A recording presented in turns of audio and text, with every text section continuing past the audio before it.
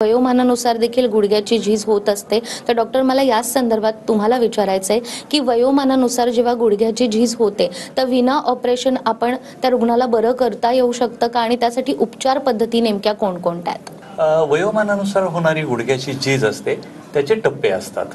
साधारणतः ग्रेड 1, 2, 3, 4 जसं जसं वय वाढत राहतं तसं तसं झीज वाढत जाते. आणि निश्चितच वयोमानानुसार होणाऱ्या गुडघ्याच्या झीजेला आपल्याला उपचार पद्धती करता येतात. जर ग्रेड 1 आणि ग्रेड 2 मध्ये असेल तर अत्यंत व्यवस्थित उपचार करून ह्या पद्धतीला आपण स्टॉप करू शकतो, रिव्हर्स पण करू शकतो जी वयोमानानुसार झीज होते. ग्रेड 3 आणि ग्रेड 4 मध्ये ग्रेड 3 ला सुद्धा बऱ्यापैकी रिव्हर्स करता येतं.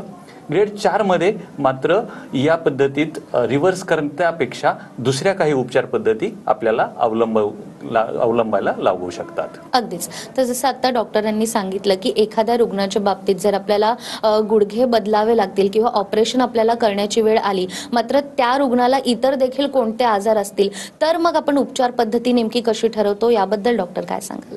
येस, सो जसं डॉक्टर बांगर यांनी सांगितलं की ग्रेड जेव्हा 4 किंवा 5 होते तेव्हा शक्यतो डॉक्टर ऑपरेशन सांगतात. पण आजकालच्या काळात सगळ्यांनाच काही ना काही मेडिकल प्रॉब्लेम्स असू शकतात, जसं की डायबिटीज, BP, हार्ट प्रॉब्लेम्स.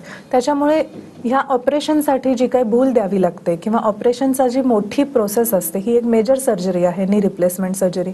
त्याच्यामुळे शरीरामध्ये काही बदल घडू शकतात ज्याच्यामुळे रिस्क वाढते पेशंटना. तर अशा पेशंटना दुखणं तर कमी करायचं असतं पण ऑपरेशन करणं हे सेफ नसतं. त्यांच्यामध्ये उपचार पद्धती असते ज्याच्यात आपण गुडघ्याला सप्लाय करणाऱ्या ज्या नसा असतात त्यांना रेडिओ फ्रिक्वेन्सी या ट्रीटमेंटद्वारे किंवा काही मेडिसिन्स वापरून आपण त्या नर्व्सचं अब्लेशन करतो किंवा त्यांचं कंडक्शन बंद करतो, जेणेकरून गुडघ्यात होणाऱ्या वेदना या पेशंटला जाणवत नाहीत व त्यांचं दैनंदिन कार्य हे सुसह्य होऊ लागतं आणि त्याच्यामुळे त्या पेन फ्री होऊ शकतात. अगदीच. तर या ठिकाणी आपण रुग्णांची देखील तितकीच काळजी घेतो की ऑपरेशन नंतर रुग्णांना त्रास होणार नाही. मात्र अनेकदा डॉक्टर असं देखील होतं की आता गुडघा बदललाय आणि तरी देखील रुग्णाला त्रास होतोय, तर अशा वेळेला मग तुम्ही उपचार पद्धती नेमकी कशी ठरवता? याला आपण पोस्ट टीकेआर म्हणतो, टीकेआर पेन म्हणतो. साधारणतः 5 ते 15% लोकांच्या मध्ये गुडघा बदलल्यानंतर सुद्धा गुडघ्यातलं पेन सुरू राहतं. तर या लोकांच्या मध्ये आपण पहिले हे शोधतो की हे नेमकं दुखत का आहे, ह्या पेनचं, या वेदनेचं कारण काय आहे. ते शोधण्यासाठी पेशंटची तपासणी करणं, गरज लागली तर एक्सरे काढणं, त्या भागाची गुडघ्याची सोनोग्राफी करणं. आता अत्यंत खूप हाय एंड सोनोग्राफी मशीन्स आपल्याकडे आहेत ज्यानुसार आपण गुडघ्यातलं लिगामेंट, गुडघ्यातली वाटी, गुडघ्याचे स्नायू सगळ्या प्रकारे पाहू शकतो. आणि त्यानुसार ज्या पद्धतीत पेशंटला प्रॉब्लेम आहे त्या पद्धतीत ट्रीटमेंट केली जाते. बोटॉक्सची इंजेक्शन दिली जाऊ शकतात, प्रोलोथेरपी केली जाऊ शकते. स्नायू कमजोर असेल तर त्याच्यासाठी PRP थेरपी केली जाऊ शकते. काही नसा असतात, त्या नसांच्यावर जर परिणाम झाल्यामुळे गुडघा दुखत असेल तर त्या नसांच्यावर न्यूरोलायसिस किंवा न्यूरो ॲब्लेशन ह्या पद्धतीने त्यांची अत्यंत उत्कृष्टरित्या ट्रीटमेंट केली जाऊ शकते.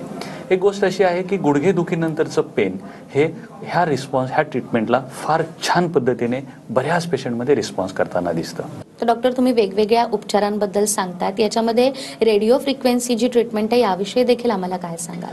रेडिओ फ्रिक्वेन्सी ॲब्लेशन ही एक आधुनिक उपचार पद्धती आहे आणि फॉर्च्युनेटली जसं वैद्यकीय क्षेत्रात तंत्रज्ञानाची प्रगती होते आहे तसं हे तंत्रज्ञान प्रत्येक पेशंटला कमीत कमी कट करता किंवा कमीत कमी इंजुरी करता आपण हे वैद्यकीय तंत्रज्ञान वापरू शकतो.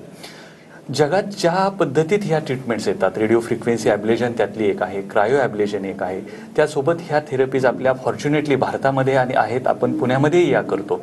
यामध्ये पेशंट्सला कुठल्याही कट न करता इंजेक्शन्सद्वारे ही ट्रीटमेंट केली जाते. इंजेक्शनद्वारे म्हणजे त्याची एक विशिष्ट सुई असते, एक छोटी निडल असते आणि त्या विज्ञानाने ती निडल एका वेगळ्या पद्धतीत मॉडिफाय केलेली असते ज्यामधून आम्ही छोटा करंट देऊ शकतो.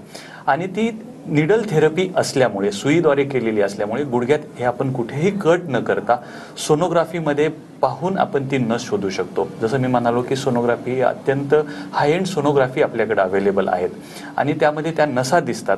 त्या नसामध्ये जेव्हा ती आम्ही सुई टाकतो तेव्हा फक्त पेशंटला एक इंजेक्शन एवढंच कळतं आणि ते एका मशीनला अटॅच केलेलं जातं आणि त्या मशीनद्वारे ती थेरपी आपल्या नसांच्या सोबत पोहोचली जाते. याच्यामध्ये